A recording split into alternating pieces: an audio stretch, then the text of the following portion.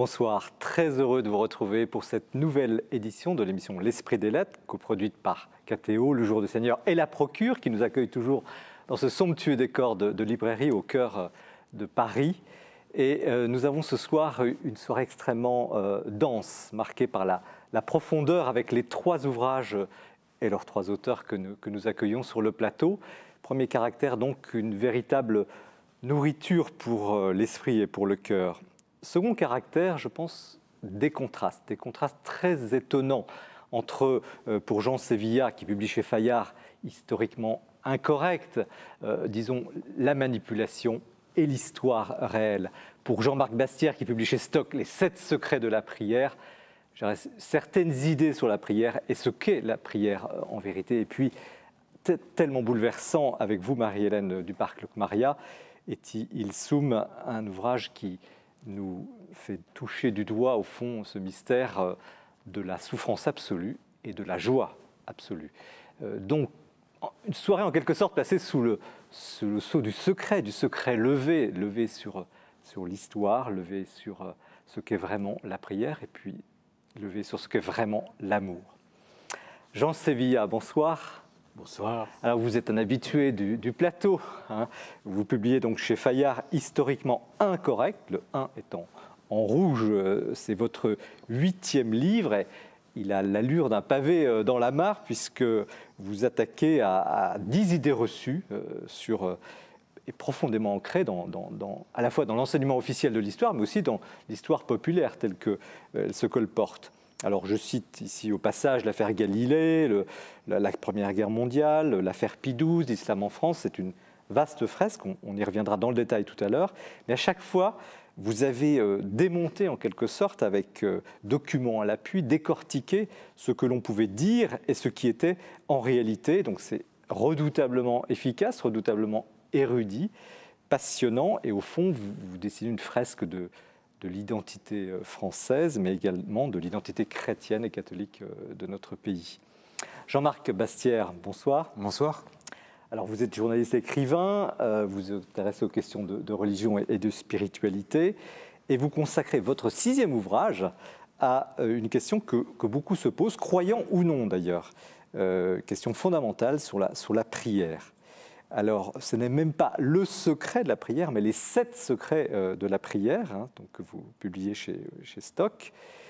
Et c'est tout un programme pour un livre qui n'est pas non plus un livre de technique, qui n'est pas non plus un livre de théologie ou je dirais même de bondieuserie. Vous abordez justement ce sujet, je crois que c'est la force du livre, avec bien sûr une approche spirituelle, mais aussi une approche littéraire très élégante. Nous en parlerons tout à l'heure. Marie-Hélène Duparc-Locmaria, bonsoir. Bonsoir. Donc, le titre de votre ouvrage, Tant souffrir et tant aimer, selon Eti il Sum, donc cette juive convertie, qui est un ouvrage publié chez Salvator, préfacé d'ailleurs par Didier Decoing. Je dis converti parce que c'est une thèse de votre livre, on en parlera tout à l'heure. En tout cas, vous abordez là le parcours qui est beaucoup plus qu'une biographie. C'est un essai sur cette vie dramatique d'une juive qui s'est retrouvée évidemment dans un camp d'extermination en 1943 où elle a disparu, qui n'était pas vraiment pratiquante et qui réalise tout un chemin. Et vous essayez de percer les secrets de ce chemin et qui mène à cette incroyable conclusion où dans les barbelés, dans la souffrance, elle rayonne de joie. Et vous allez même jusqu'à discerner peut-être une attitude christique, et c'est tout l'intérêt, le débat de votre ouvrage. Alors, 3 livres que je vous disais très denses, très, très passionnants, mais évidemment, on ne saurait démarrer cette édition de l'Esprit des Lettres sans l'actualité du libraire, où nous retrouvons François Maillot qui nous présente ce soir 7 ouvrages. À vous, François. Dans l'actualité de ce mois de novembre, quelques livres à vous proposer, avec notamment 3 qui me paraissent particulièrement importants, et notamment le nouveau livre au Cerf de Larry Hurtado, qui avait publié Le Seigneur Jésus-Christ, qui était un ouvrage absolument magistral, et là qui s'intéresse à une question finalement assez peu connue. On parle beaucoup de Christologie, on a étudié beaucoup la figure du Christ, mais Dieu en lui-même, dans le Nouveau Testament, on n'a pas beaucoup travaillé cette question. Et Hurtado le fait remarquablement en montrant deux choses, en montrant que la conception de Dieu dans le Nouveau Testament s'inscrit évidemment dans la conception de l'Ancien Testament du Dieu d'Israël, mais qu'il y a quand même deux évolutions très notables, celle du fait que le culte à Dieu est rendu en même temps à Jésus, et que Jésus, dans la création et la rédemption, est considéré comme le dessein principal de Dieu, et d'autre part que l'expérience qu'on fait de Dieu passe par l'Esprit. On voit bien que ce sont deux évolutions qui ne sont pas mineures. Ce texte est magnifique, concis, très savant, mais véritablement à recommander chaudement. Un autre livre important, un livre d'Alain Marchadour, qui est assomptionniste, qui est exégète, un grand spécialiste du texte de Saint Jean, qui l'a traduit pour la Bible Bayard, et qui, chez ce même éditeur, publie un nouveau commentaire sur l'évangile de Saint Jean. Venez et vous verrez. Ça suit l'évangile pas à pas, avec une grande attention au sens littéral, mais également une belle profondeur spirituelle. Je crois que c'est véritablement un des livres qui peut être un excellent guide pour progresser dans la lecture joannique. Alors je sais que Jean-Marie et les invités de ce plateau, comme vous, chers téléspectateurs, vous n'êtes pas insensibles à cette grande question qui est la question du sexe. Eh bien, un livre pour vous de Pascal Vidal, qui est une psychanalyste et psychologue, et qui publie chez Salvatore « Les cathos et la sexualité ». Alors le sous-titre est très intéressant, et s'ils avaient raison. En fait, c'est tout simplement un livre extrêmement bien fait, par quelqu'un qui dit très clairement qu'il suit la position du magistère de l'Église, mais sans moralisme, avec beaucoup de liberté de ton, beaucoup de simplicité, et qui prend les grandes questions en revue, les relations sexuelles avant le mariage, la contraception, l'avortement, la procréation médicalement assistée, l'homosexualité. Et je crois vraiment que c'est un livre extrêmement utile à lire et à faire lire. Et puis, quelques autres livres que j'ai sélectionnés pour vous. Aux Presses de la Renaissance, sous la direction de Sylvain Brison, prêtre du diocèse de Nice, un témoignage de 5 prêtres différents, sous le titre « Ils sont jeunes, ils sont prêtres, ils sont heureux ». C'est un livre qui remonte le moral. Un livre au cerf sur une très belle figure du catholicisme roumain, Monseigneur Vladimir Jica, qui était orthodoxe, un prince orthodoxe, qui s'est converti au catholicisme, qui a été un martyr du communisme, qui est une immense figure spirituelle. Et le livre de Mihaela Vasiliou lui rend un très bel hommage. Vous êtes nombreux à vous intéresser, et vous avez raison, à cette question incroyable qui est celle des anges. Eh bien, il y a une littérature qui n'est pas toujours très bonne dessus, mais là, Monsieur Ollier, Jean-Jacques Ollier, fondateur de Saint-Sulpice, des anges aux éditions du Seuil, là-dessus, vous n'avez aucune crainte, c'est de la bonne littérature, de la grande littérature.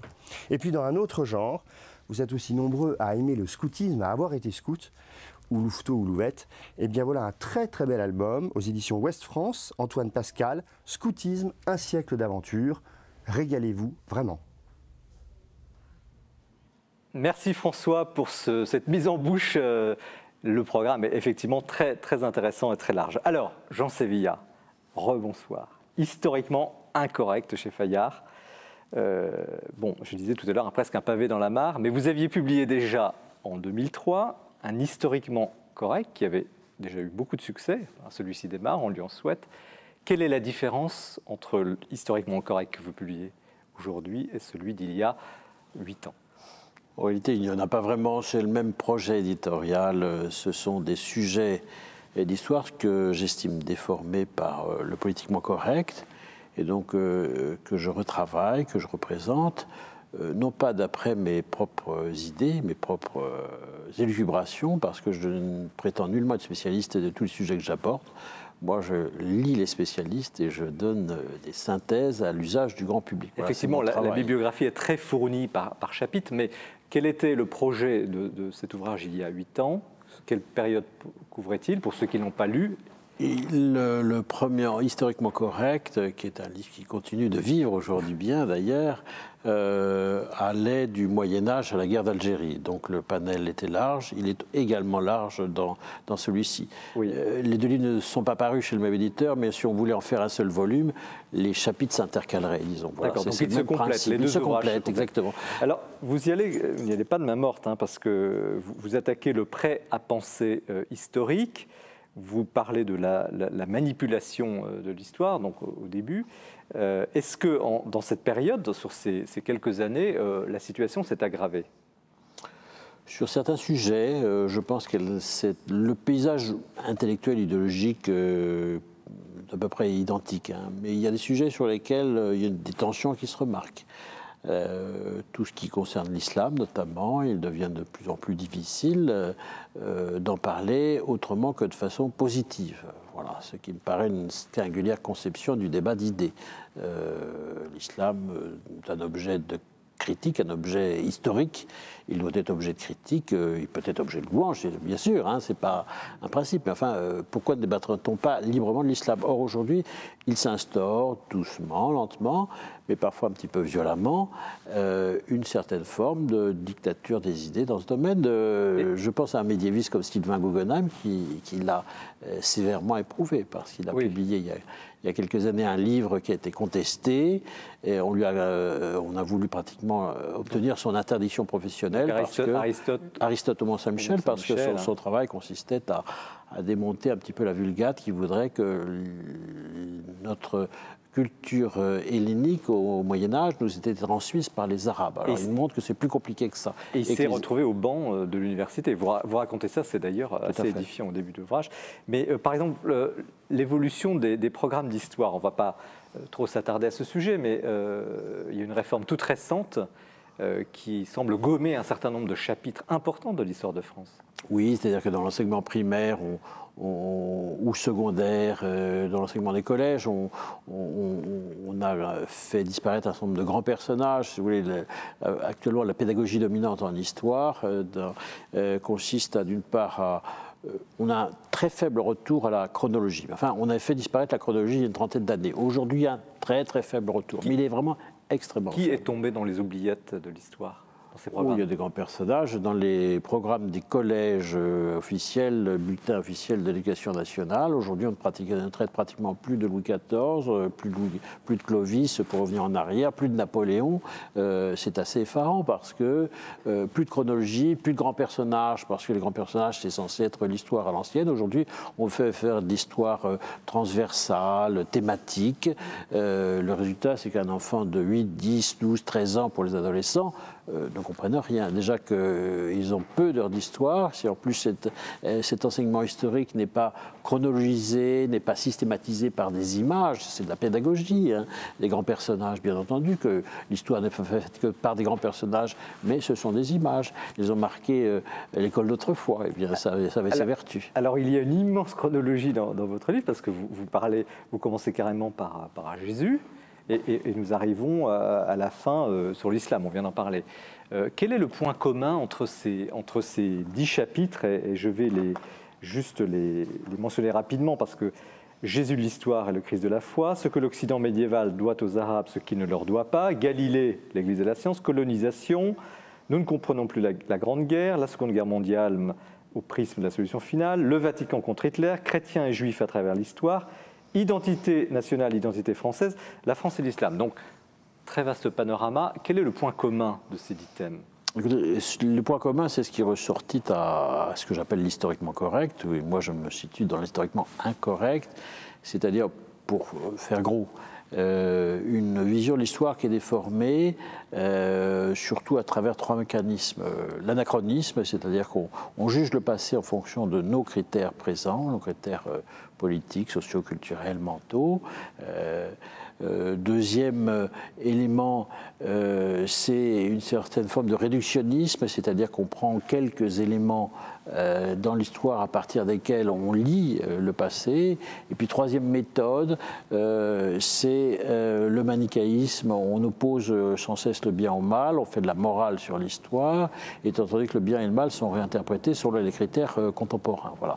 Donc ça donne une lecture du passé qui globalement est totalement déformée, qui n'est pas une lecture opérée dans un but de connaissance du passé. On veut faire dire au passé quelque chose pour aujourd'hui. Donc ce n'est pas une démarche scientifique, ce n'est pas une démarche de connaissance, c'est une démarche, c'est ce que j'appelle une manipulation de l'histoire, c'est-à-dire qu'on utilise l'histoire, on utilise le passé pour lui faire dire quelque chose pour aujourd'hui, pour des raisons politiques, idéologiques. Voilà. Et comment avez-vous sélectionné quand même ces 10 thèmes? Parce que alors, il y en avoir d'autres. Mon métier, oui, il y en a d'autres. J'ai encore quelques biscuits dans ma besace pour éventuellement un troisième volume comment à jour. Comment vous l'appellerez? Parce que historiquement... Ah oui, je n'en suis pas encore là. Bien. Enfin, mon métier fait que je suis journaliste et critique littéraire, et donc j'ai un suivi du champ éditorial assez large.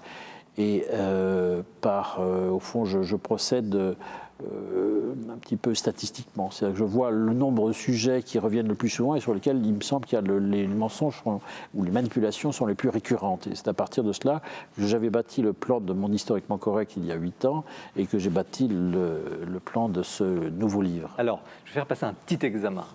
Est-ce que vous pouvez nous dire en quelques mots ce que vous avez voulu dire dans chacun des chapitres ? Par exemple, parce qu'on ne peut pas ce soir tout évoquer, on va s'attarder sur un ou deux. Mais on pourrait, mais quand même. Donc, le Christ de l'histoire, le Christ de la foi.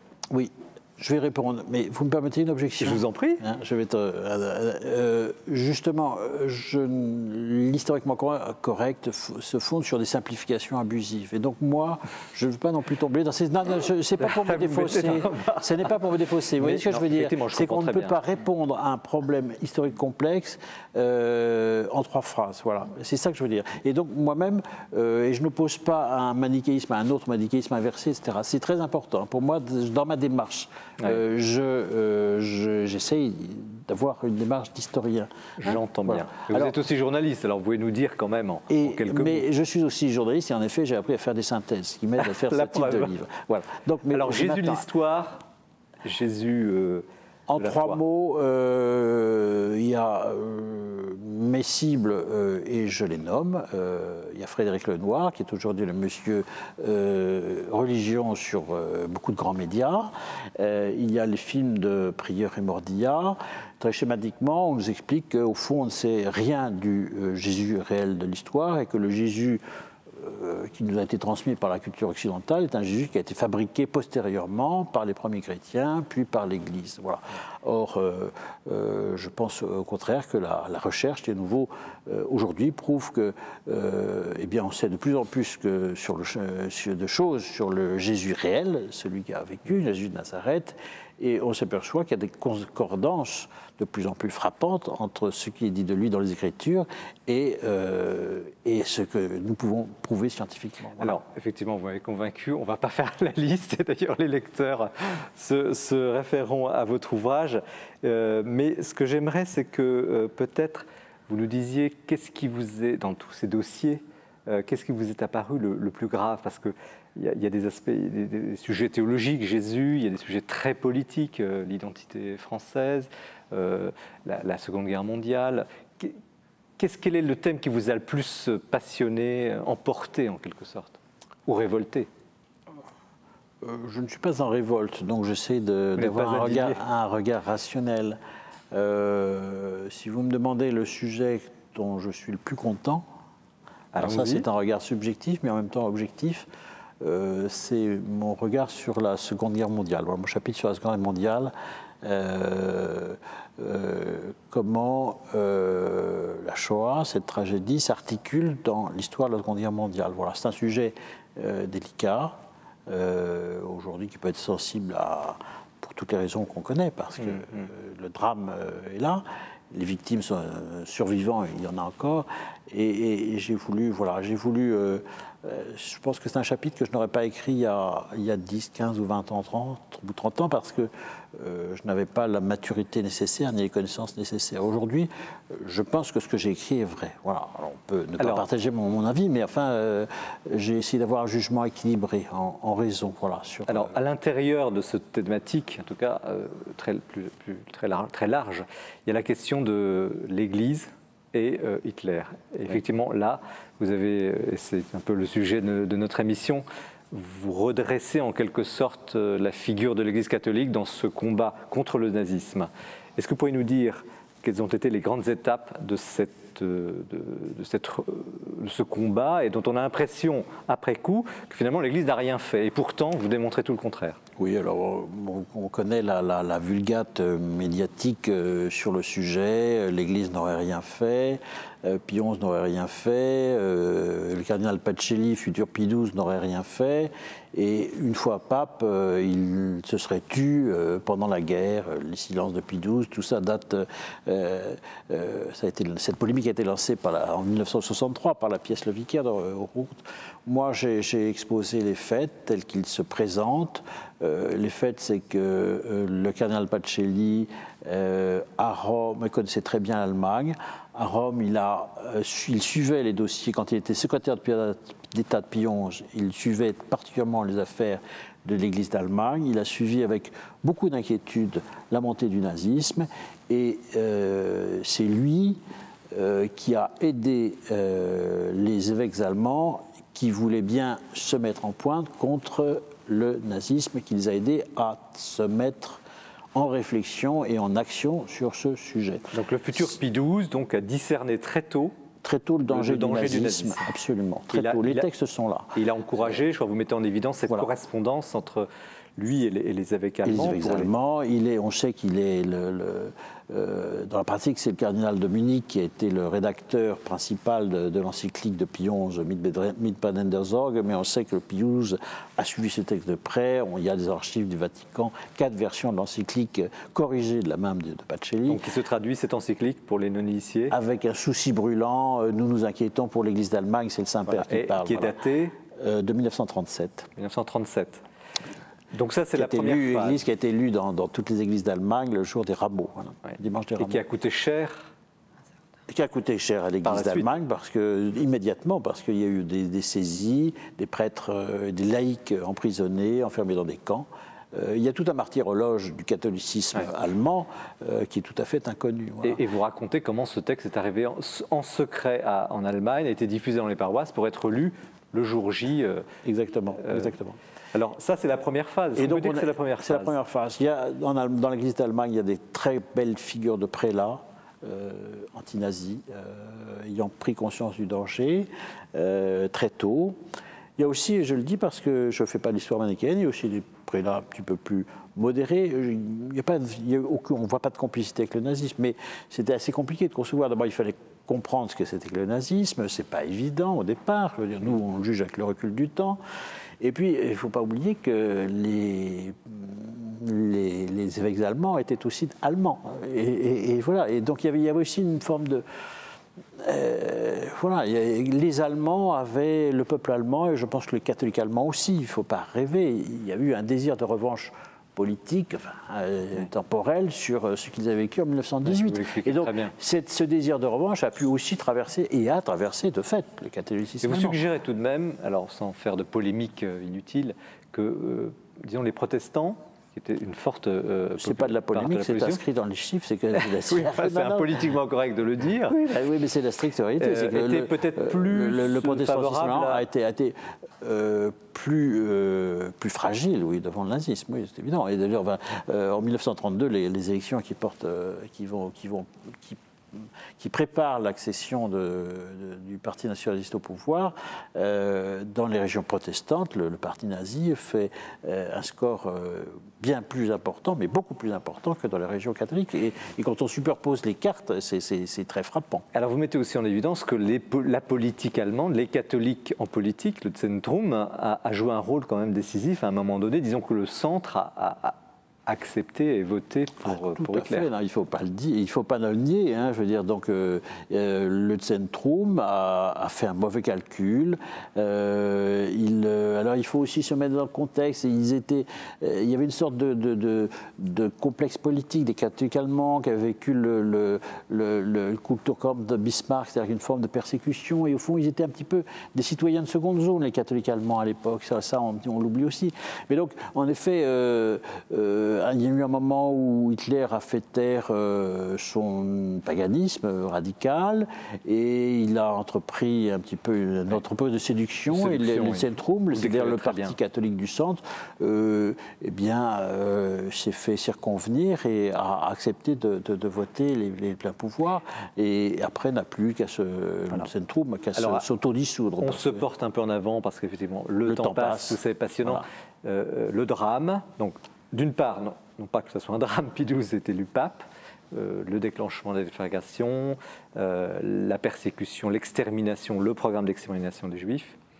Et là, la grande question, le silence sous-entendu de Pie XII. Oui, alors donc, la polémique dure depuis 30 ou 40 ans, même maintenant, mais enfin on s'aperçoit, c'est ça qui est sidérant, c'est que les adversaires rétrospectifs de Pie XII ne sortent jamais un fait nouveau, jamais un document nouveau qui irait en accusation, tandis qu'à l'inverse, la défense de Pie XII mais sort régulièrement des documents qui vont dans le sens de la défense de Pie XII.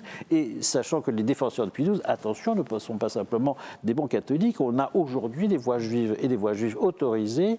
Je pense à un homme comme Serge Klarsfeld, qui récemment s'est prononcé pour dire Pie XII a fait beaucoup pour sauver des Juifs pendant la guerre. Et c'est d'ailleurs un des points forts de votre livre, parce que vous avez des citations très bien choisies. Effectivement, à chaque fois, c'est une sorte de dossier sur le sujet, très très bien instruit.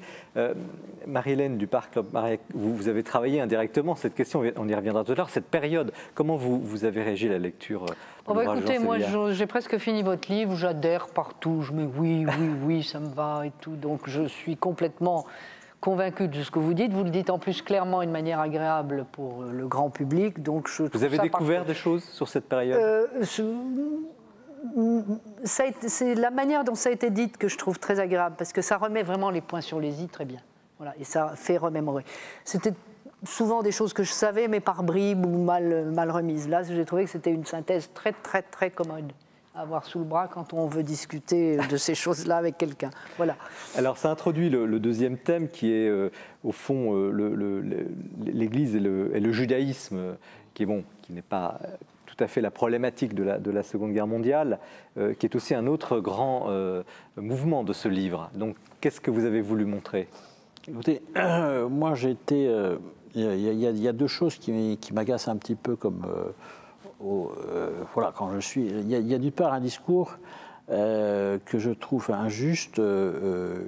On sait qu'aujourd'hui, on traque beaucoup l'antisémitisme, qui me paraît tout à fait légitime, mais enfin, on n'arrête pas de dire qu'il y avait de l'antisémitisme dans le passé chrétien, ce qui n'est pas complètement vrai, mais pas complètement faux non plus, mais c'est un peu complexe. Mais enfin, un discours simplificateur, si vous voulez, puis comme si, au fond, il a fallu attendre 1965, le Concile Vatican II, pour que les chrétiens, les catholiques, considèrent les juifs cessent l'enseignement du mépris. Enfin, moi, je suis encore vu mon âge, je suis allé au catéchisme avant le Concile Vatican II. Le prêtre de paroisse ordinaire, dans une paroisse ordinaire, qui était un brave homme de prêtre, ne nous a jamais rien dit aux enfants que nous étions, ne nous a jamais appris à mépriser les Juifs. Donc il y avait un discours un peu simplificateur qui me gêne.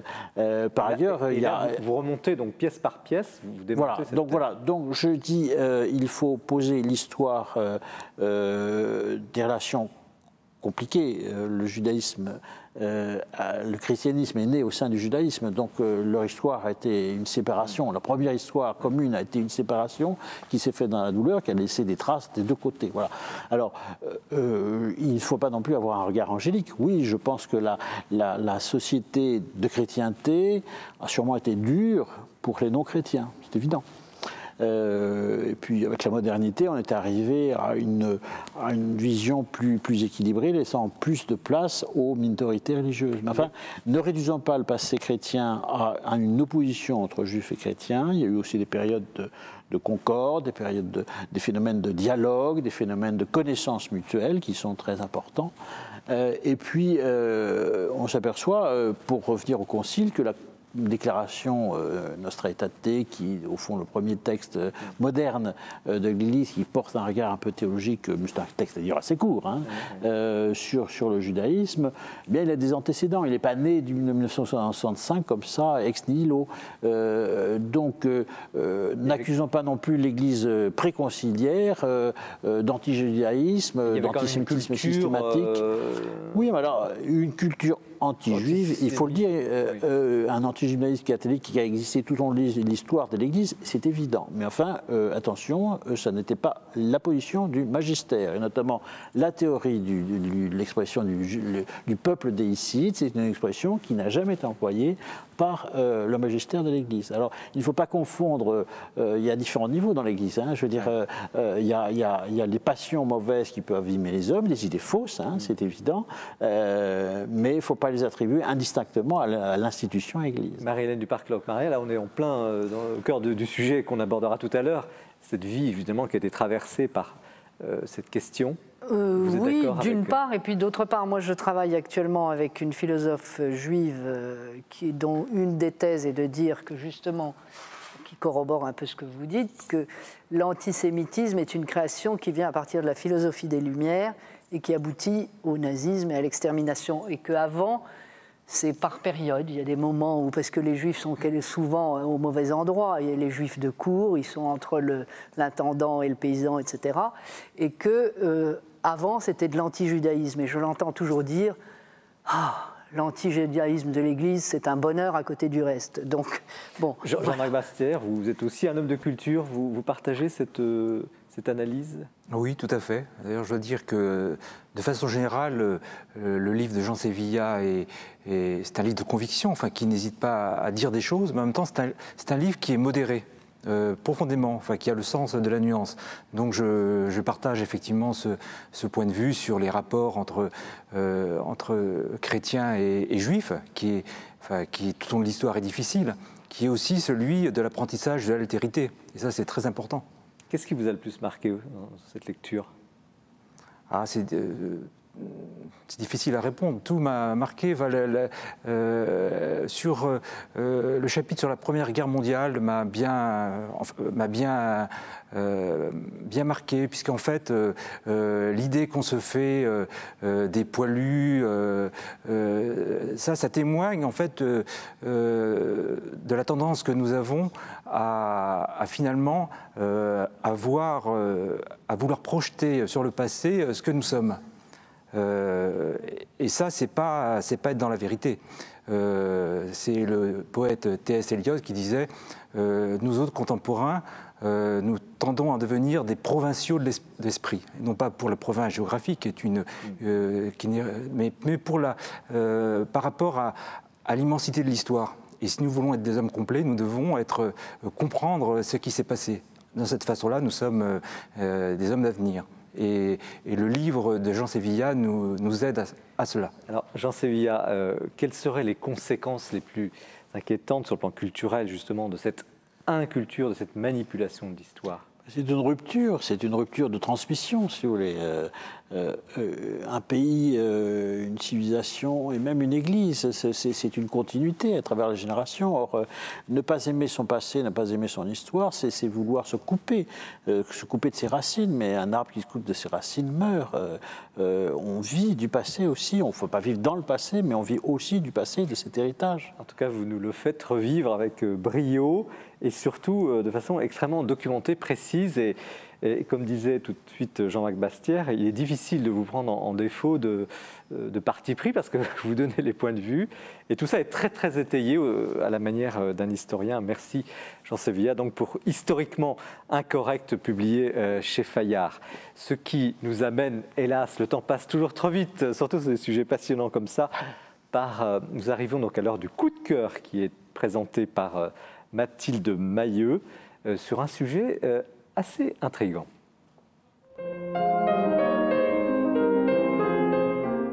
Je vous invite à prendre de la hauteur ce soir avec mon nouveau coup de cœur. Il s'agit de Dieu ne sait pas compter de Jean-Noël Besançon aux Presses de la Renaissance.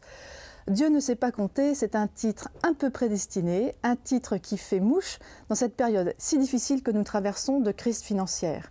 Une crise qui nous touche tous, une crise qui est devenue terriblement anxiogène. Et justement, Jean-Noël Besançon sort un petit livre, je dirais même à point nommé. Un petit livre qui prend le contre-pied de ce que nous vivons et qui nous invite donc à prendre de la hauteur. C'est une balade à travers les récits de la Bible. Il nous fait découvrir la présence importante des chiffres dans la Bible, et ces chiffres, en fait, nous découvrons avec lui que ce n'est pas une addition de nombres qui nous rend comptables devant Dieu, mais tout au contraire, il nous invite à un cheminement spirituel qui nous enrichit profondément. C'est une toute autre démarche que Jean-Noël Besançon nous propose, avec cette légèreté dont il est coutumier, cette générosité aussi, et puis cette pédagogie qu'il sait si bien rendre accessible à tous.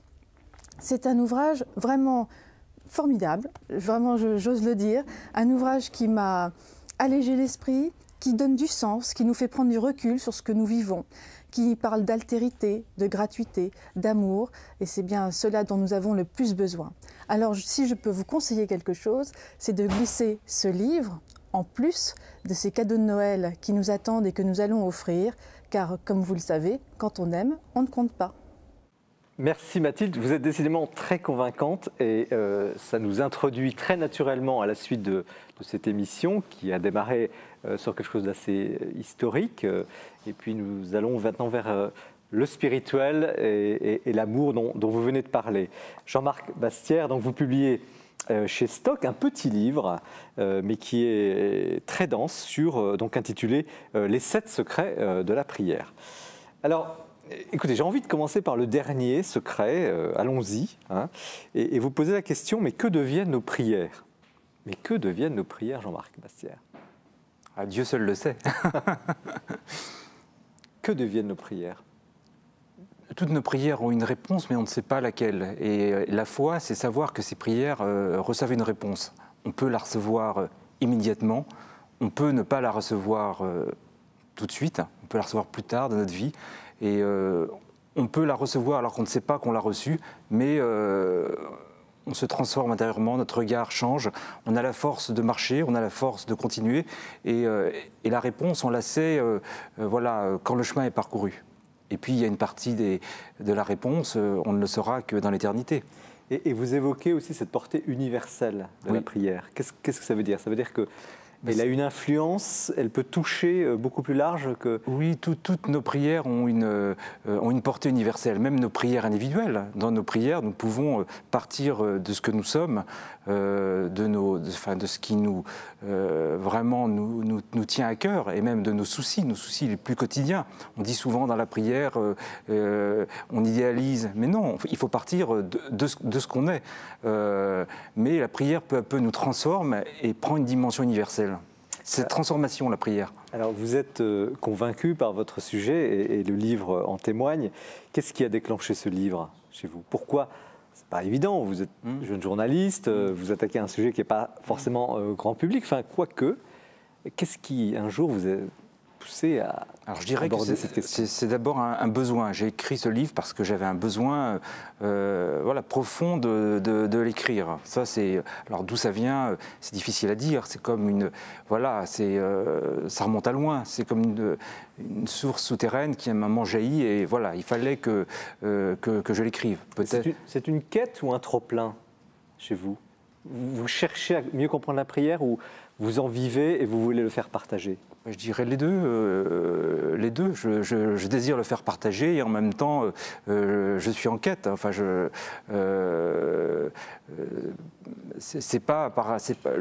comme je dis, la prière est quelque chose de naturel qui déborde et qui à un moment aussi, et en même temps, on ne sait pas prier. Et moi, le premier. Voilà, qui sait prier? Et la prière, c'est qu'à un moment, on est porté par quelque chose qui ne nous appartient pas.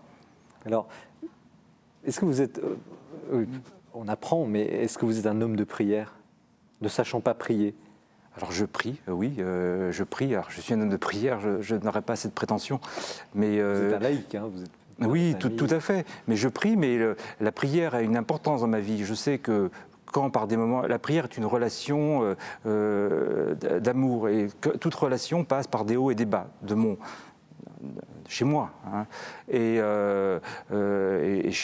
donc, je peux éprouver le manque. Quand je ne prie pas, j'en éprouve le manque et j'en éprouve la souffrance. Et je reviens vers la prière. Donc, je passe. Voilà. Donc, si je ne suis pas dans une prière continuelle, la prière, c'est comme la vie. Il y a des hauts, il y a des bas. Ça passe par. Et comment vous priez-vous ? Et après, on parlera du livre. Chaque jour, vous vous réveillez, vous consacrez du temps au temps de prière. Comment ? Je suis... c'est que vous parlez de... J'ai écrit d'un livre sur la prière et en même temps, vous me posez une question très intime. Oui, à dessein, parce que c'est un livre assez dérangeant, qui va loin, et on a envie de savoir ce que vous vivez aussi. Oui. Aujourd'hui, d'abord, je prie, ça peut... Enfin, tout le temps. Enfin, je veux dire, j'ai souvent ce rapport avec, qui est en moi. Et puis, je suis pas j'étais dans la voiture. Je priais. Voilà, je prie, par exemple, dans ma voiture ou dans mon lit. Mais c'est difficile à dire. Souvent, les gens qui connaissent mal ce monde pensent que la prière est l'apanage des moines ou des hommes de religion. Et vous êtes un laïc.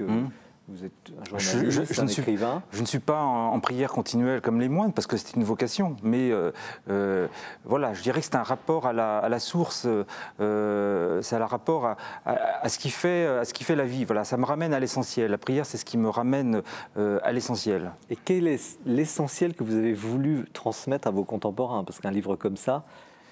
C'est que la prière, c'est la chose à la fois qui peut paraître la plus évidente et qui est la plus oubliée. Et en même temps, chacun, je crois profondément d'abord que sans prière, on ne vivrait pas, et que chacun, d'abord, porte la prière en soi, même s'il ne le sait pas. Et qu'en même temps, cela nécessite aussi, ça ne suffit pas, c'est comme respirer. On respire mal et on n'est pas bien. Donc dans la prière aussi, ça nécessite aussi un engagement et à un moment se mettre en marche, s'orienter vers cette source. Est-ce qu'on peut prier sans le savoir ? Oui. Je pense qu'on peut prier sans le savoir. Évidemment, on peut prier sans le savoir, bien sûr. Parce qu'on est prier, c'est déjà, commencer à prier, c'est déjà l'antichambre de la prière, c'est déjà être dans une attitude contemplative qui ressemble, l'état de poésie déjà nous prépare à la prière. Et c'est quand on est vraiment, on commence à être en rapport avec ce qui est essentiel. Ça peut être, par exemple, le soir quand on regarde ses enfants ou les êtres qu'on aime, qui dorment. Et là, on sent qu'on est en rapport avec ce qui est essentiel dans la vie. Et si on est coupé de ça, eh bien, on vit mal.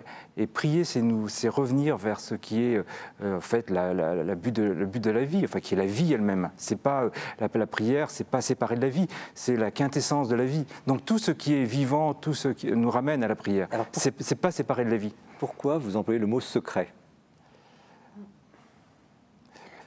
Alors je dirais qu'un secret, c'est une évidence oubliée. C'est comme une source qui se recouvre. Voilà, c'est comme la lettre. Donc c'est pas un secret, c'est pas des choses extraordinaires, mais c'est le chemin, qui est obstrué par des ronces ou parce qu'on oublie ou parce que. Et c'est ce qui nous ramène à ça. Mais le secret n'est pas le mystère. Le secret nous permet. La prière, c'est ce qui nous fait déboucher sur le mystère. Et c'est pas la même chose. Le mystère, c'est le mystère de Dieu, de la vie. Alors, c'est 7 secrets. On va peut-être les lire. Hein. Premier secret, l'univers respire par la prière. Deuxième secret, la prière émane du cœur profond. Troisième secret, la prière baigne dans le silence. Quatrième, la prière repose sur la confiance. Cinquième, la prière fonde la relation. Sixième, la prière féconde l'action. Septième, toute prière a une portée universelle. Alors, pouvez-vous nous faire une petite fresque de cette progression ? Ah là là, c'est comme pour les 10 chapitres. Alors, je ne vais pas commettre la même erreur qu'avec Jean. Mais quand même, donnez-nous un aperçu. C'est un mouvement, c'est-à-dire on part d'abord toute prière, l'univers tourne autour de la prière, c'est-à-dire que tout l'univers tourne autour d'un mystère qui est le mystère de la vie. Et qui dépasse le fait je prie, je ne prie pas, et chacun est entraîné dans ce mystère. Il faut prendre conscience de ce mystère pour commencer à prier. Pour aboutir, alors après je passe les étapes, mais on va peut-être y revenir, sur toute prière à une dimension universelle. Toute prière, ça nous ramène finalement à la secrète solidarité qui relie tous les êtres, mais qu'est-ce qu'il y a qui est la communion. Qu'est-ce qu'il y a de plus Quel est le secret le plus important? Tout se tient, il n'y a pas de secret de plus important, tout se tient. C'est-à-dire que chaque secret, ou tous les secrets, se font dans un seul, qui est celui qui nous fait déboucher sur le mystère de la prière. Parce qu'on n'est pas, la prière, ce n'est pas une technique. Il peut y avoir des écoles, mais il y a un moment où c'est la relation, c'est la rencontre, donc c'est l'inattendu. On peut pas, c'est pas quelque chose qu'on maîtrise comme une technique, parce qu'on n'est plus dans la prière. À un moment, on se laisse entraîner. On met tout ce qu'on a dans le cœur, même ce qu'on n'a pas, et c'est finalement on met tout ce qu'on a. Enfin, la prière doit être sincère et totale, et pour finalement aller vers une rencontre avec quelqu'un. Pourquoi vous ne parlez pas, déjà depuis le début de cette conversation, de Dieu ou de Jésus, et vous êtes extrêmement je ne dis pas prudent, mais non, vous voulez faire pas du tout. Une approche assez générale. Je me trompe? Ce n'est pas une approche générale. Moi, je suis catholique. Voilà, je suis chrétien. Je suis chrétien catholique. Et je suis chrétien et catholique. Alors, vous me demandiez pourquoi j'ai voulu écrire ce livre. La première réponse, c'est que j'avais besoin d'écrire ce livre. Mais en l'écrivant, je me suis aperçu, et là je vais répondre à votre question, c'est que tout en étant chrétien catholique, des livres qui existaient sur la prière parlaient directement de Dieu comme de quelque chose d'évident. Mais c'est plus évident actuellement. C'est plus du tout évident. C'est évident pour les gens qui sont catholiques, qui ont une familiarité, mais pour beaucoup de gens que l'on croise, que l'on rencontre, c'est plus une évidence. Et c'est à la fois très modeste et très ambitieux, mais voilà, on peut monter vers le ciel à travers de grands écrits mystiques comme une échelle, mais s'il manque les premiers barreaux, eh bien on ne peut pas monter. Et moi, j'ai voulu susciter ce déclenchement par rapport à ce que nous sommes aujourd'hui dans la vie pour nous ramener vers ce mystère. Oui, c'est un ouvrage que vous voulez accessible à tous, à toute personne qui se poserait des questions à ce sujet. Tout à fait. Vous parlez à un moment donné de tempérament pieux, comme une sorte d'obstacle. Donc des gens qui seraient facilement portés à la prière. Pas nécessairement.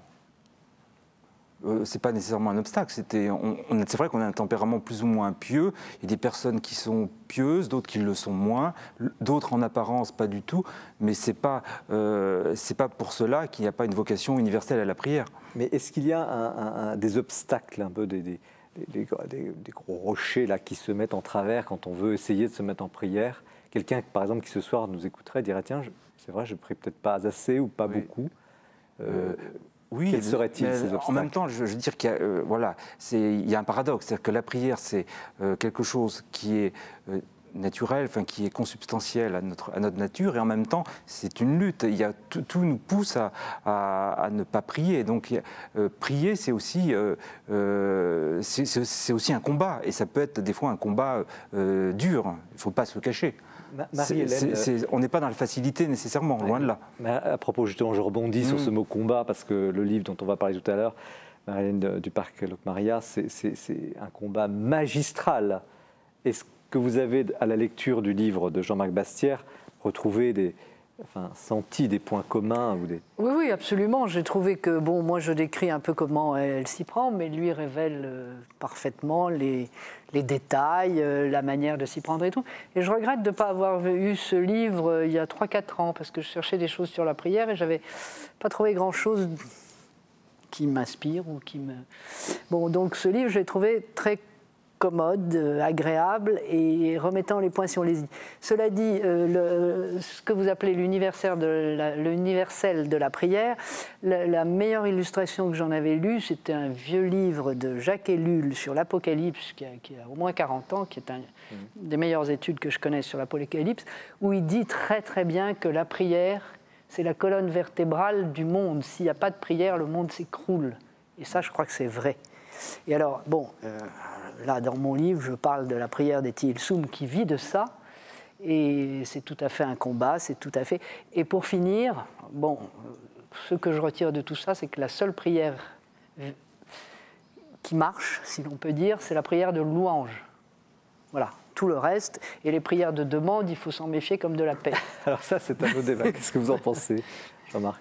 Moi, je dis qu'il faut partir de ce qu'on est. Effectivement, vous avez tout à fait raison. C'est que, mais à un moment, il faut la dépasser. Et une prière de demande, je suis d'accord. Mais je suis d'accord. Il faut jeter tout ce qu'on a pour ensuite la dépasser, pour aboutir à la louange et à la contemplation. Voilà. Là, je suis tout à fait d'accord. Et d'ailleurs, on est exaucé pour les vraies prières de demande. Etty Hillesum, elle demande la force de supporter ce qu'elle endure, la paix. Voilà. Bon, par la louange. Par la louange aussi. Donc, et ça, elle l'obtient. On l'obtient toujours, ça. Toujours, mais ça peut être l'aboutissement de toute une vie. Voilà, c'est pas toujours. On peut peut-être commencer par ça si on le comprend aussi. Parce que si on comprend, moi, par ça. si j'avais des enfants à qui je devrais enseigner la prière, je leur dirais tout de suite, commencez donc par ça, parce que c'est pas la peine de demander des choses que vous obtiendrez peut-être pas. Ça, en l'occurrence, par louer. Voilà, donc commencez par louer et commencez par demander l'aide et la force de vivre ce que vous avez à vivre, point. Puis à ce moment-là, tout le reste vient de surcroît. Moi, j'ai mis du temps à le comprendre, donc bon. En tout cas, le livre de Jean-Marc peut aider. Jean Sévilla, est-ce qu'il n'y a pas un risque dans cette approche un petit peu, disons, générale, ou je ne dirais pas universaliste, parce que ce serait un faux procès, un risque de syncrétisme un petit peu? Est-ce qu'on sent le chrétien ou pas derrière la plume de Jean-Marc? Mais enfin, je pense que Jean-Marc Bastière, je ne parlerai pas à sa place, mais a voulu faire aussi un petit peu une anthropologie de la prière. Moi, je l'ai lu comme ça, faite par un chrétien. Mais donc, ça touche... Il y a des pages qui pourraient être lues avec bonheur par un juif, je pense. Par des bouddhistes. Des bouddhistes, oui. Mais les juifs adorent Dieu, les bouddhistes, je ne sais pas ce qu'ils prient. Enfin, c'est d'autres choses. Pas de Dieu. Enfin, cette espèce de communion avec l'univers. Enfin, voilà, moi j'ai compris comme ça. C'est une sorte d'anthropologie de la prière, mais écrite par un chrétien, il n'y a pas d'ambiguïté. Mais ça dépasse le. Mais de même que on peut lire. Moi j'ai lu ça m'intéressait parce que j'ai lu le livre de Jean-Marc Bastière juste après les 40 méditations juives qui vient de publier le grand rabbin Bernheim.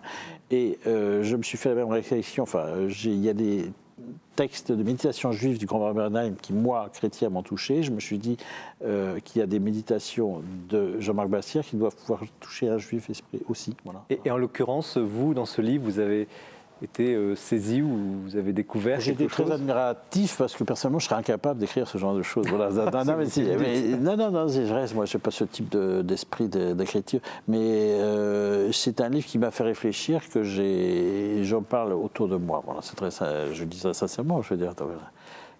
Vous avez, Jean-Marc, une idée de l'accueil qui est fait à ce livre, en tout cas dans des milieux, alors il sort à peine, je sais bien, mais en tout cas peut-être chez votre éditeur ou ceux qui ont eu le privilège de le lire, justement de personnes qui ne seraient pas spontanément ni chrétiens ni croyants.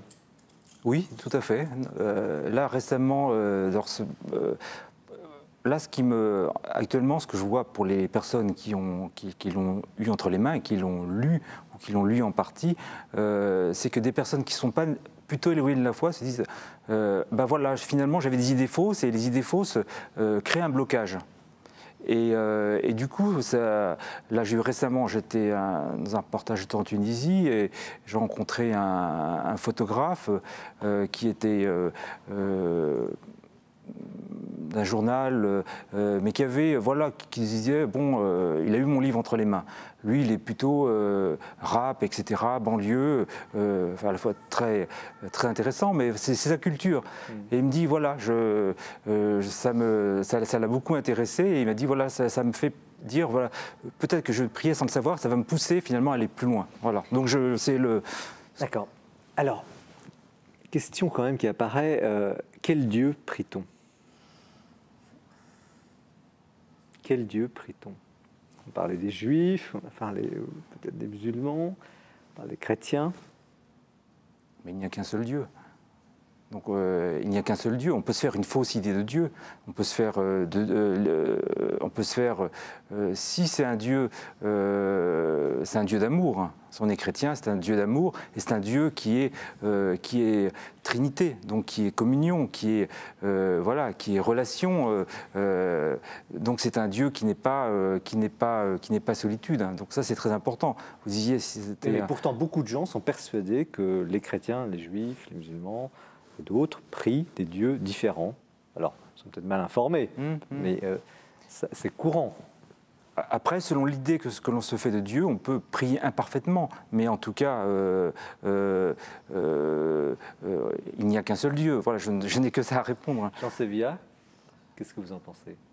Oui, les catholiques prient aussi beaucoup la Mère de Dieu. Je veux dire, la prière mariale est fondamentale, je pense, pour un catholique. Donc, mais cette question, parce que dans votre livre, effectivement, où il y a ces questions de relations entre religions, qui sont très à la fois historiques et difficiles, et puis en même temps la simplicité, au fond, de ce livre, qui effectivement ouvre cette dimension, ouvre le ciel d'une certaine manière.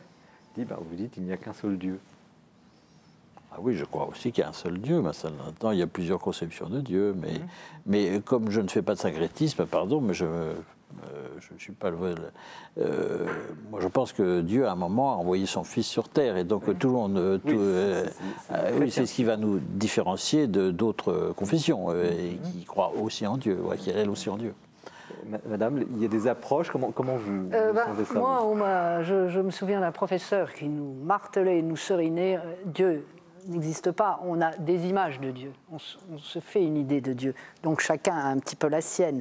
Bon, alors évidemment, le catholicisme l'a défini, la Bible, il y a tout un travail qui se met en place, et la vision de Dieu, l'image qu'on s'en fait, puisqu'on parle en représentation, personne n'a touché ni vu Dieu directement. Bon.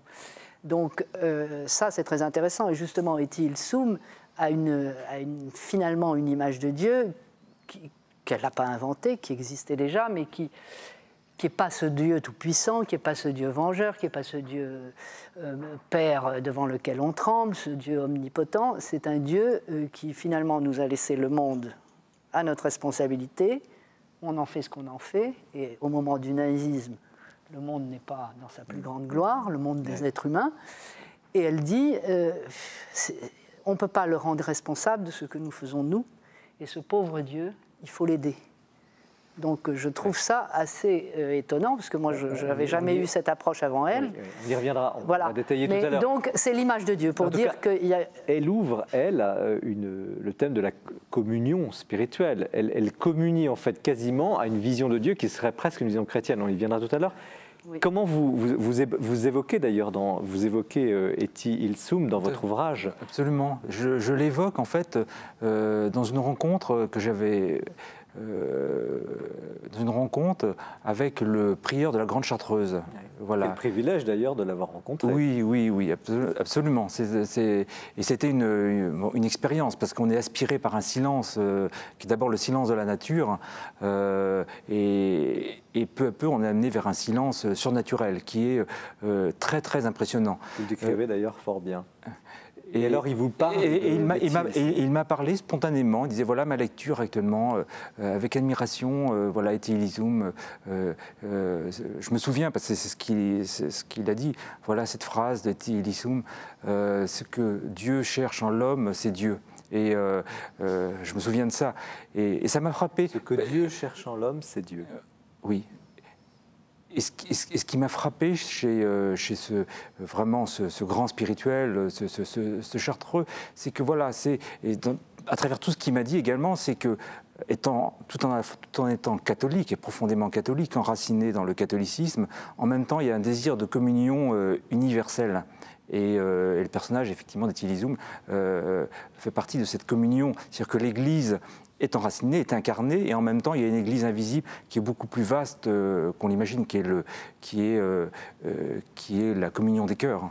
Alors, il y a quelque chose d'extrêmement paradoxal qui est peut-être le grand secret, c'est que on a l'impression que l'homme cherche Dieu, et vous êtes en train de dire, mais non, la prière, c'est Dieu qui cherche l'homme, et qui en l'homme cherche Dieu. Oui, c'est-à-dire qu'il y a une part, finalement, nous on acquiesce, mais on a une petite part, mais c'est Dieu qui fait le premier pas, c'est Dieu qui nous cherche, c'est Dieu qui va à notre rencontre, même si on prie, c'est que c'est Dieu qui a pris l'initiative, même si on ne le sait pas, on croit qu'on prend l'initiative, mais c'est lui qui nous cherche, qui est là, c'est une rencontre avec tout ce que ça a de, même dans les rencontres humaines, on ne sait pas comment cela va se passer, il y a de l'inattendu. La rencontre avec Dieu, c'est l'imprévisible et l'inattendu, pour le meilleur. Et il y a une libération aussi, que vous évoquez aussi, à l'issue de la prière. Est-ce que vous pouvez nous en dire un peu plus ? De la personne qui se révèle à elle-même d'une certaine manière. Oui, finalement on est révélé à soi-même, puisque ce que l'on est, on n'est pas simplement réduit à son ego, à se concentrer de passion, mais finalement on trouve dans le cœur profond notre unité intérieure, et ce que l'on est, on se redécouvre dans la prière. Donc ça, c'est essentiel. Il y a une chose importante, on peut se faire une fausse idée de la prière, qu'on reste simplement dans l'opinion. Mais la prière, ce n'est pas une opinion. On rentre dans la prière que si on rentre dans le cœur profond. Et c'est dans ce que l'on est vraiment, finalement. Parce qu'on se retrouve tel que l'on est. Écoutez, Jean-Marc Bastien, merci. Vous avez un peu percé une partie de ces 7 secrets de la prière, titre de votre ouvrage publié chez Stock, et qui effectivement demande une première lecture et peut-être beaucoup d'autres, en tout cas une vraie méditation sur ce sujet essentiel.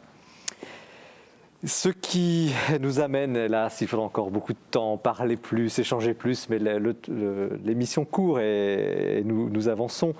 Et nous retrouvons maintenant Jean-François Rode qui va nous parler d'un très grand théologien à travers le portrait du mois. Je voudrais vous parler du grand théologien jésuite allemand Karl Rahner, né en 1904 à Fribourg, mort en 1984 à Innsbruck. Il est considéré comme l'un des théologiens catholiques les plus importants du XXe siècle. Entré dans la Compagnie de Jésus en 1922, il a fait des études de philosophie, il a été l'élève de Heidegger, il a fait sa thèse sur Thomas d'Aquin.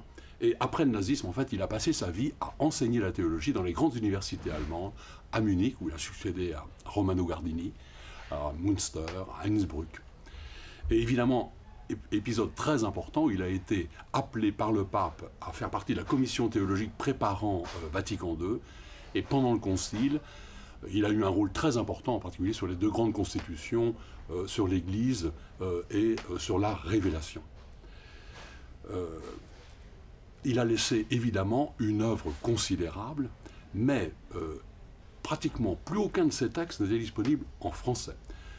Et je crois que toutes les personnes soucieuses de culture, toutes les personnes soucieuses de la rencontre du christianisme et de la pensée contemporaine seront très reconnaissantes aux éditions du Cerf de refaire une édition complète en français des œuvres de Karl Rahner, sous la direction du théologien jésuite Christophe Théobald.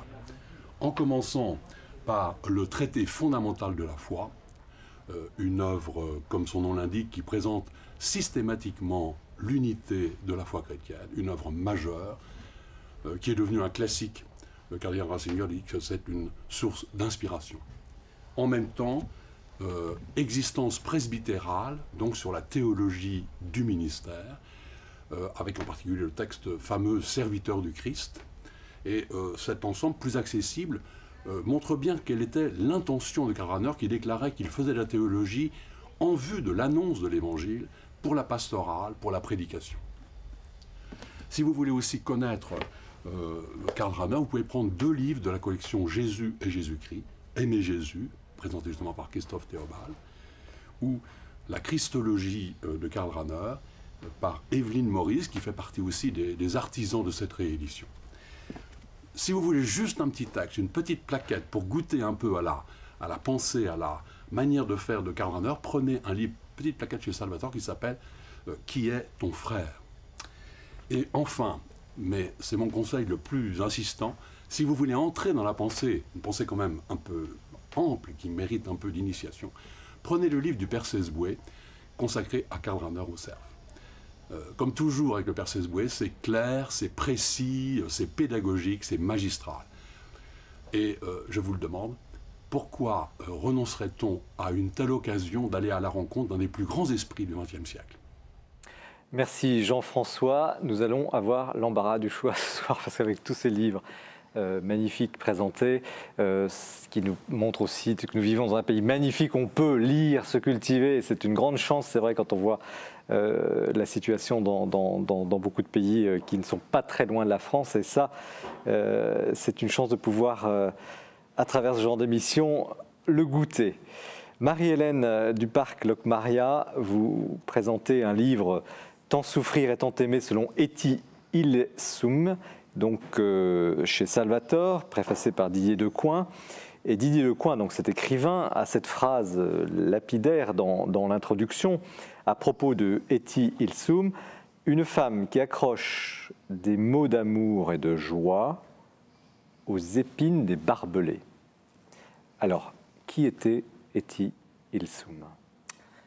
Eh bien, c'est probablement une originale dans son genre, tout de même. Une femme qui est morte à 27 ans, donc qui a une vie assez brève, qui était issue de la bourgeoisie hollandaise, mais juive non pratiquante. Ses amis ne savaient pas forcément qu'elle était juive, enfin, du temps de sa jeunesse. Et elle a une famille psychologiquement un peu lourde. Ses parents sont un peu scène de ménage souvent, un frère très doué pour le piano mais un peu schizophrène, enfin bon, compliqué. Et elle-même est dans un chaos psychologique terrible. Je pense qu'on pourrait la mettre dans la catégorie maniaco-dépressive aujourd'hui, des phases d'exaltation, etc. Elle soigne ça à l'aspirine, à coup de soirée avec des amis. Elle a une vie extrêmement libre pour l'époque. Pour l'époque, hein, c'est oui. pour ça que pour aujourd'hui, elle est vraiment étonnante parce que elle est presque nymphomane d'une certaine façon. Elle ne peut pas regarder un homme sans se demander ce qu'il lui apporterait sexuellement. Elle le dit elle-même. Donc bon.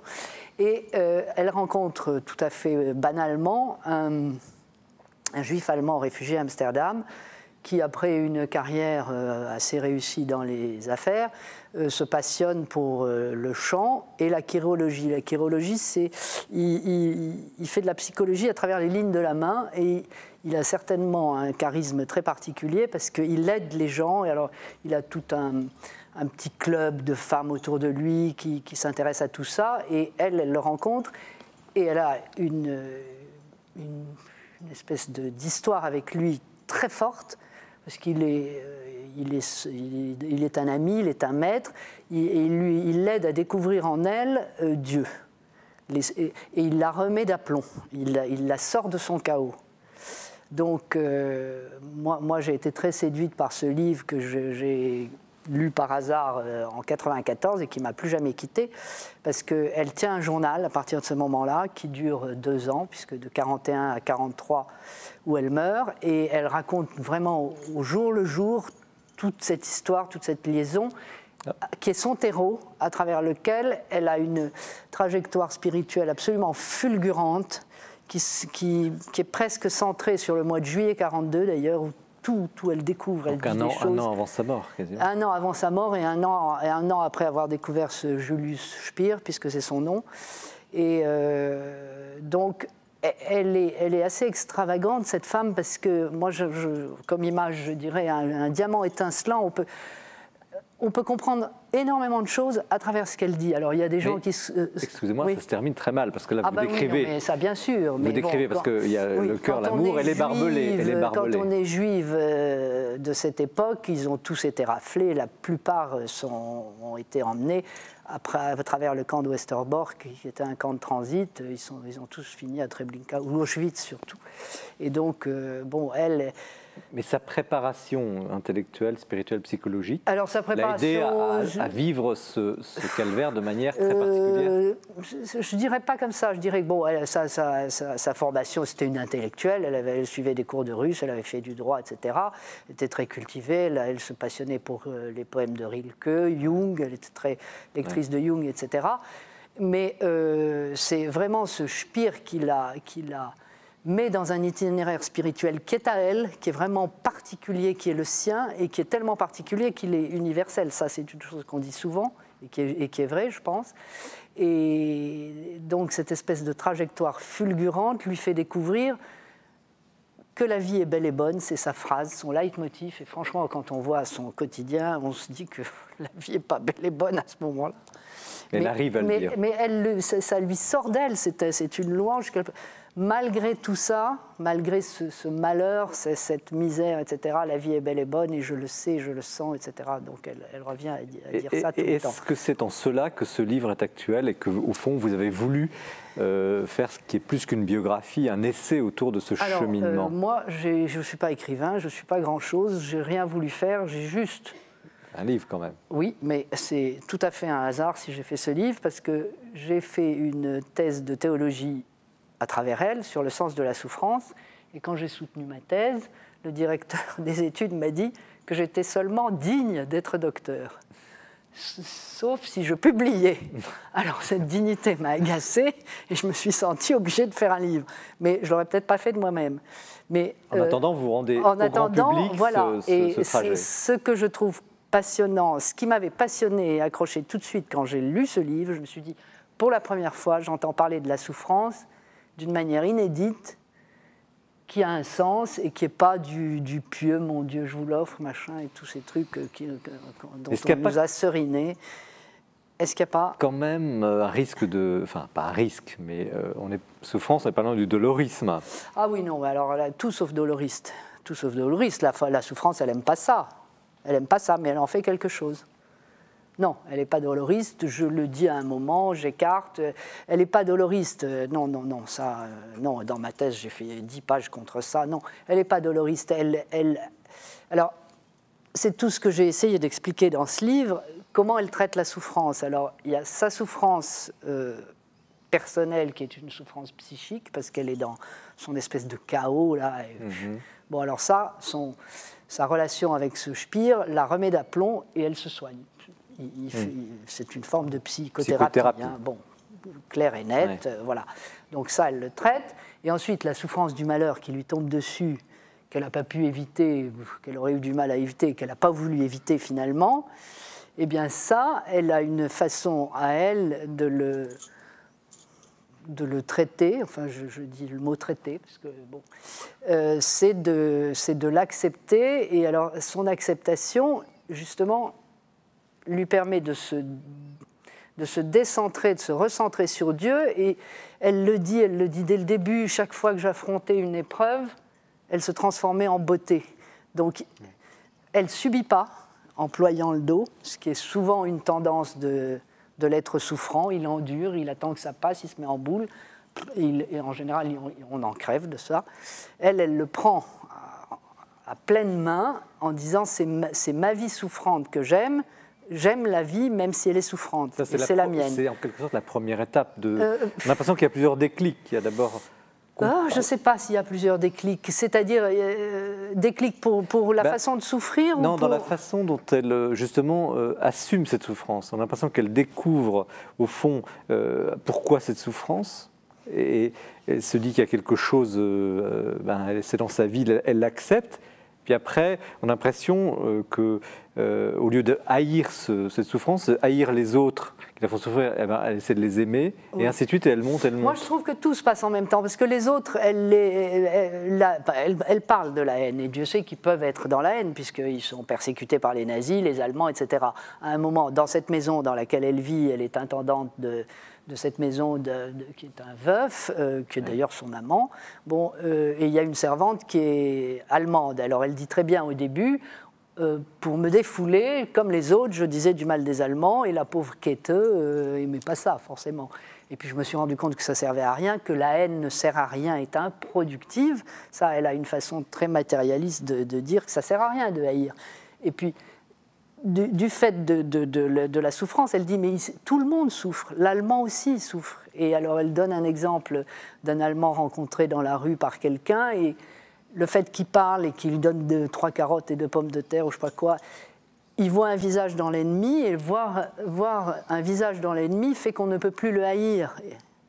Et que de plus en plus, elle vit et elle constate que l'amour est la seule solution. Bon, il y a un livre sur elle qui a pris cet intitulé. Moi, j'ai pris... C'est des phrases d'elle, hein, « Tant souffrir et tant aimer ». C'est toujours assez global, ces découvertes. C'est pas linéaire. C'est pas linéaire, parce que aussi, moi j'avais noté une troisième étape après cela, donc refus de la haine, transformer la haine en amour. Troisième étape, c'est cette d'acceptation totale que l'on retrouve chez d'autres grands saints. Oui, alors oui, absolument. Tout. Il faut tout accepter. Il faut tout accepter, ça veut dire... Pour elle, parce que ça, elle en parle beaucoup, elle a un mot qui revient souvent, qui est la totalité. Elle dit des phrases, parce qu'elle a une façon de parler, c'est pour ça qu'elle plaît aux gens actuellement et qu'elle est de plus en plus lue, parce qu'elle parle comme tout le monde, et elle ressent les choses comme tout le monde. Elle dit, je trouve tout à fait répugnant, elle emploie ce mot-là, qu'on parle du bon côté ou du mauvais côté de la vie. La vie est un tout. Et en ça, elle est du côté de Dieu, parce que Dieu... Dans la Bible, il y a des passages où on exprime la totalité, le bien et le mal. Dieu voit le bien, crée le bien et le mal en même temps. Fait le bien et le mal, voit le bien et le mal. C'est un peu l'ombre et la lumière.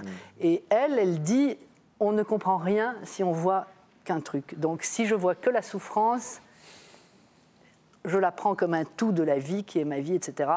Et bon. Une petite parenthèse. Comment avez-vous travaillé ? Parce que comment savez-vous, comment sait-on tout cela d'elle ? Elle le dit. Mais comment ? Alors, au moment où elle rencontre ce Speer, qu'elle commence une relation thérapeutique avec lui, elle écrit un journal. Et ce journal, dont l'intégralité a été traduite en 2008 seulement, fait 1 millier de pages à peu près. Il y a des notes. Alors là... Jusqu'à la fin, elle a écrit jusqu'à la fin. Elle a même écrit, elle avait emporté son journal à Auschwitz, mais il n'en reste rien. Elle est morte 3 mois après être partie, donc on a presque tout. Il manque un cahier, mais on a beaucoup de choses et on découvre des lettres, parce qu'il y a beaucoup de lettres qui ont été écrites du camp de transit à ses amis et qui circulaient entre ses amis, enfin. Donc on a beaucoup de choses, et je pense il y a une fondation à Amsterdam, et il continue à essayer de collecter des témoignages, etc. On n'a pas fini, au fond, de découvrir la richesse de On n'a pas fini, mais on a l'essentiel. On a l'essentiel dans l'excellente traduction de Philippe Noble, qui est sortie dans les années 80, qui sont des extraits et qui suffisent largement pour un... Moi, j'ai lu parce que je faisais une thèse là-dessus, donc il me fallait bien tout. Mais les extraits suffisent tout à fait largement. Madame, qu'avez-vous, au fond, compris pour... Eh bien, moi, elle me fait comprendre plein de choses. Alors, je trouve qu'elle est absolument parfaite pour les histoires de cœur. Si vous avez des problèmes amoureux, vous la lisez, et franchement, alors ça aide beaucoup. À tout âge, adolescent compris, parce qu'en général, les adolescents... Dezio, moi, je trouve qu'elle aide à comprendre les mystères chrétiens. Alors ça, on va y venir, donc voilà, moi je trouve qu'elle aide pour plein de choses, pour la psychologie des relations hommes-femmes, on va dire, plutôt. En général, ça, elle est très imprégnée de Jung, donc elle dit beaucoup de choses extrêmement intéressantes. Voilà, et puis sur la prière, elle dit des choses intéressantes. Est-ce que ce travail a changé quelque chose dans votre vie ? Ah ben oui, moi je me sens mieux depuis que je la lis. Hein. Alors, les épreuves vous paraissent oui, je n'irai pas jusqu'à dire sans arrêt la vie est belle et bonne. Moi, je suis un peu râleuse. Puis, je veux dire que moi, je suis un peu... On a des vies faciles malgré tout. Bon, on n'est pas dans... Donc, on râle pas pour les mêmes choses. On est plus difficile, je veux dire. C'est au fond plus à la fois une spiritualité, mais une philosophie de la vie. C'est un... Je ne sais pas comment dire. Elle est tellement hors norme. Elle est hors dogme, elle est hors institution, elle est elle et... Même hors religion ? Bon, elle est juive parce qu'elle est juive, mais je veux dire, il me semble que n'importe qui peut s'y reconnaître, aussi bien un bouddhiste qu'un... Mais vous l'attirez quand même, si je puis dire, un peu vers le christianisme. Ah non, ne me dites pas ça, parce que ça, je suis en bisbille avec ma philosophe Monique Lise Cohen, et je ne crois pas, j'essaye de... Elle vous critique là-dessus. Oui, et je vais avoir une explication la semaine prochaine avec elle, mais pourtant, je n'ai pas arrêté de dire au moins 3 fois, on ne la récupère pas et on n'en fait pas une chrétienne. Certes. Bon. Mais quand même, vous établissez des parallèles. Alors, moi, avec elle me grands fait mystiques. comprendre mieux les mystères chrétiens. Mais après tout, bon, pourquoi pas? Je veux dire, j'en fais pas une chrétienne en disant ça. Non, vous n'en faites pas une chrétienne, mais vous indiquez que sa voix, qui est quand même marquée par la souffrance, l'amour à travers la souffrance, oui. et au fond, je dirais presque une souffrance qui est féconde. Oui. On entend, enfin je ne sais pas ce que vous en pensez. Parce que, écoutez, quelle est la religion qui a un Dieu souffrant à part le christianisme? Jean Sévilla, qu'est-ce que vous pensez de cette, peut-être pas ambiguïté, mais récupération possible? Je ne suis pas spécialiste des Tilzoom, donc je ne me prononcerai pas sur le sujet. Mais il y a beaucoup de parallèles, enfin, qu'on pourrait faire. Enfin, ça, moi, vous m'avez posé une question précise, je vais répondre à une autre, pardon. Enfin, ce qui me frappe, moi, c'est le... j'ai découvert Itilzoom, pas à travers votre livre, mais il n'y a pas très longtemps. Moi, c'est son journal en 2008. Voilà. Avant, je connaissais peut-être même pas du tout. Hein, voilà. C'est tout récent. Et ce qui me frappe, c'est l'importance que ce personnage prend aujourd'hui de plus en plus dans notre culture. Je veux dire, il y a votre livre, il y en a eu d'autres. Régulièrement, quand on lit la presse culturelle à certains niveaux, on a des citations des Tilzoom, Jean-Marc Bassière. Oui, elle prend une importance. Voilà. Et je pense, parce que, pour répondre à votre question, c'est parce qu'il y a un questionnement profond sur la souffrance, parce que on sort d'un siècle de souffrance, pour faire vite, de 14 à Auschwitz. Et puis, il y a de la souffrance encore partout. Alors, on lui donne quel sens, moi? Mais je ne me prononcerai pas sur ce que je ne suis pas assez spécialiste. Sur ce débat, Jean-Marc Bastière, est-ce que le livre ne va pas trop, enfin, risquerait de tirer Itilzoom vers le christianisme? Je ne dirais pas ça. Sur le fond, je ne me prononcerai pas. Il faudrait être spécialiste. Mais en même temps, il faut respecter. C'est-à-dire que c'est vrai, Itilzoom est une personne, un personnage, une personne. Elle est ce qu'elle est. Elle est, mais de tout son être. Et c'est ça qui est important. Et effectivement, elle nous révèle, je ne sais pas si elle était chrétienne ou si elle allait vers le christianisme, mais en tout cas, elle nous ouvre des horizons. C'est ça que je trouve important. Voilà.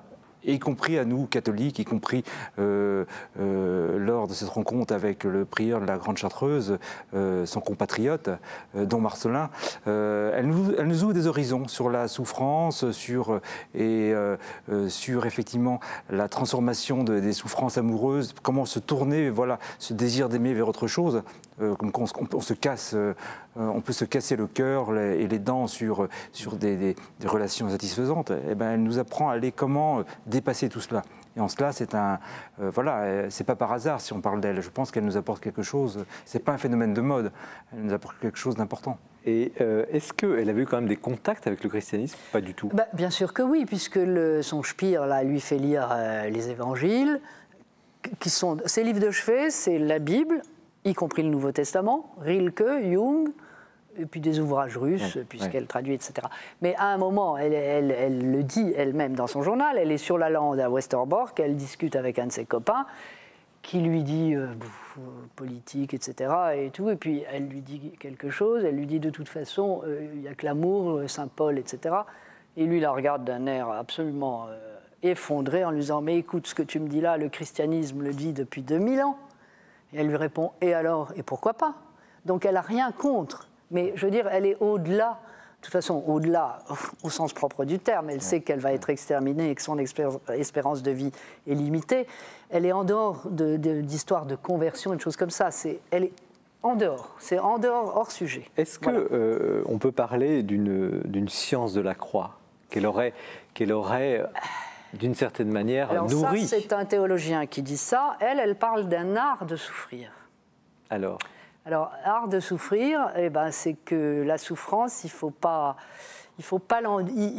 la traiter. Art, c'est traiter quelque chose qui nous est donné, d'en faire quelque chose d'artificiel. L'art, on le façonne, on le fabrique. Eh ben, elle, la souffrance qu'elle reçoit, elle dit un art de souffrir parce qu'il faut la transformer en fait. La transformer en la prenant à pleine main et en faire quelque chose et qui s'en va. Et qui, alors ça rejoint la phrase du Christ, mon fardeau est léger, mon joug est léger, etc. Bon, et ça, elle le vit et elle le dit à sa façon, qui est une façon moderne, personnelle, nouvelle. Et son succès vient de là, et je pas pense. Seulement théorique, parce que vous racontez... Ni théorique, ni théologique, ni tout ça. Elle a eu dans les derniers mois ou les dernières semaines un rayonnement autour d'elle. Tous les témoignages qu'on a d'elle, même ses amis, il y a des témoignages filmés dans leur maison de retraite de ses amis de jeunesse. Elles disent que c'était quelqu'un qui était très, très ouvert vers les autres, très, très passionné, très intéressé par tous les grands sujets et que c'était quelqu'un qui marquait les gens. Et à la fin, effectivement, il y a plusieurs témoignages où elle est rayonnante. Et d'ailleurs, il y a une anecdote où elle dit « Je suis entrée dans la baraque, dans le truc de Westerbork. J'avais vu un arc-en-ciel et ça a été la joie de ma journée. » Et elle dit « J'ai dû inventer une petite histoire comme quoi les Italiens avaient débarqué ou je ne sais pas quoi, parce qu'ils n'auraient pas compris que ma joie de vivre venait de cet arc-en-ciel. » Alors qu'elle était dans l'horreur Alors qu'elle absolue. était les pieds dans la boue et affamée et dans cette espèce de camp sordide où la vie était une ignominie. Est-ce que, Jean Sévillat, ce thème de science de la croix ou art de souffrir, c'est une... Bon, dans votre livre, au fond, ces siècles que vous balayez combien de souffrances et combien de... Est-ce que on peut s'habituer ou sortir? Est-ce que la civilisation peut pas se libérer de la souffrance, mais est-ce qu'il y a quelque chose qui évolue par rapport à ce thème? Moi, je vais vous faire une réponse, mais pas d'historien, mais de chrétien, très... Si le Christ est venu sur Terre, c'est bien parce qu'on ne peut pas sortir de la souffrance et moi, ma conviction, c'est qu'il y a lui seul qui nous donne la clé pour en sortir. Voilà. Le rachat. Mais ce n'est pas une réponse d'historien, mais c'est ma réponse personnelle. Oui. Jean-Marc Bastière. Est-ce qu'on peut éviter la souffrance? Dans la vie, on ne peut pas éviter la souffrance. Alors qu'est-ce qu'on en fait? Donc il faut voilà, elle fait partie de la vie. Comme disait, la vie forme à tout. Donc on ne peut pas. Il faut la transformer. Et actuellement, la souffrance, enfin, en tout cas, ce qu'on vit actuellement, faut être très prudent. C'est jamais ce qui peut arriver. Mais en tout cas, les souffrances physiques sont moindres. On y échappe. Mais il n'empêche qu'il y a aussi, on peut le constater, une souffrance psychique intérieure qui est peut-être d'autant plus perfide et forte. Donc, qu'est-ce qu'on va en faire de cela? Donc, il faut en prendre conscience et il faut le regarder pour le transformer. Alors, autre thème qui est très, très présent dans ce livre, enfin, d'une certaine manière, c'est l'absence de Dieu, le silence de Dieu, le fameux silence de Dieu. Alors, tout à l'heure, peut-être on va commencer par Jean-Marc, vous avez évoqué cette espèce d'inconnaissance, finalement, sur le divin, Dieu, on peut le nommer de différentes manières, mais est-ce que là, on n'a pas finalement l'histoire de quelqu'un qui, sans être particulièrement croyante, finalement, découvre, et on parle dans le même temps du silence de Dieu devant ces massacres. Comment vous voyez ça? Ce qu'elle vit, c'est la réponse. C'est pas une abstraction. Finalement, il n'y a qu'une attitude à avoir. Et l'attitude qu'elle a, c'est qu'elle prend toute la vie telle qu'elle est. On ne peut pas rester dans l'abstraction, voilà. C'est l'existence, c'est ce qu'on en fait réellement, et personne ne peut être à sa place. Mais en même temps, elle montre le chemin, comme d'autres l'ont montré. Marie-Hélène du Parc Maria, ce thème du silence de Dieu, paradoxe au fond d'une grande découverte, elle est joyeuse, et puis d'autres disent en même temps, mais Dieu s'est arrêté de parler, Dieu s'est tu. Mais Dieu s'est tu, mais alors reprenez l'anecdote d'Elie Wiesel, là. Dieu était là, il était pendu à la potence. Hein. En attendant, on fait le procès de Dieu. Mais non, mais attendez, on fait le procès de Dieu. Le monde, les nazis, c'est nous, c'est des hommes. C'est pas Dieu qui les a mis, les nazis. C'est des êtres humains. Les démocraties ont laissé Hitler s'installer. Il y a toute une histoire que vous expliquez très bien et qui amène au nazisme. C'est notre responsabilité, pointe à la ligne. Et Dieu n'a rien à faire là-dedans, je suis désolée. Et elle le dit, et elle prend soin de Dieu, elle le dédouane de ça. Et elle a raison, complètement, je trouve. Jean Sévillat. Il y a aussi le fait que notre époque ne croit plus au diable, mais moi je crois au diable, et donc il ne faut jamais oublier l'action du malin dans le monde et dans l'histoire du monde. Et je veux dire, quand on dit Dieu, non mais quand on dit Dieu n'était pas, enfin il était absent à Auschwitz, non, moi je suis pas d'accord. Dieu il était là, il est partout, mais le diable était dans la place. Ouais. L'inspirateur du mal, de la division entre les D'ailleurs, hommes. vous dites très bien que Pie XII exorcisait Hitler qui pensait être possédé. C'était certainement quelqu'un de possédé. Possédé par ses extravagances, en tout cas. Bon. Mais ce qui est frappant quand même, c'est qu'elle pousse, vous l'avez dit très bien, ce n'est pas une théorie, c'est pas... Non, c'est ce qu'elle vit. Mais elle vit ce paradoxe jusqu'au bout, quoi. Oui. C'est quasiment inimaginable jusqu'où elle peut aller. C'est assez difficile, mais on est obligé de la croire parce que elle est heureuse. Elle nage dans le bonheur. Bon, et la phrase que j'ai mise en conclusion, moi, qui m'a toujours scié et sidéré et truc, je suis les pieds dans la boue, je lève la tête vers le ciel, j'ai des larmes de gratitude, et voilà. Et c'est mon bonheur. Effectivement. Bon, c'est quand même assez inouï. Est-ce que, Jean-Marc Bastière, ce témoignage absolu, est-ce que notre époque a besoin de ce genre de témoignage absolu? Ah oui, oui. Oui, parce en fait, elle fait le lien entre ce dont Jean Sévillat a parlé tout à l'heure, entre l'histoire dont nous sommes issus et qui continue à nous marquer. Voilà, qui continue à nous marquer. C'est parce qu'on l'oublie, qu'on est un peu dans le... qu'on se croit... Voilà, l'histoire, elle est là, elle continue à se faire. Donc le mal, on peut, est là et continue d'exister. Il faut le regarder en face. Et ça fait le rapport avec ce que nous sommes, nous, êtres contemporains, qui nous croyons parfois affranchis de l'histoire, mais qui pourtant vivons des souffrances intimes. Et elle fait ce lien entre ces souffrances intimes, apparemment ahistoriques, et en même temps ce mal qui peut surgir dans l'histoire et dans le présent. Et donc ce mal qu'elle transcende, hein, c'est bien son grand message. Je ne dirais pas que c'est le mal, parce que le mal, c'est un mot qui est un peu piégé. Parce que si vous l'étudiez, ne serait-ce qu'avec des dictionnaires, vous apercevez que c'est pas un substantif, c'est un adverbe. En tout cas, elle ne reste pas là-dessus. Donc elle est pas dans le mal, elle est dans la souffrance. Mais le mal, elle dit très bien, une des choses qu'on peut retenir d'elle, c'est que le mal, il n'est pas à combattre chez les autres, il est à combattre d'abord en soi. Ça, c'est une idée très jungienne. Toujours, elle revient à ça. Merci. Bon. Merci beaucoup, Marilène du Parc Locmaria. C'est très riche, très fort. D'ailleurs, vous en témoignez par cette interview. Tant souffrir et tant aimer, selon Etty Hillesum, donc chez Salvator. Jean Sévillat également, merci pour le historiquement incorrect chez Fayard. Et puis Jean-Marc Bastière, Les 7 secrets de la prière chez Stock. Merci également de votre attention pour cette émission qui, je vous le disais, était très dense, très passionnante.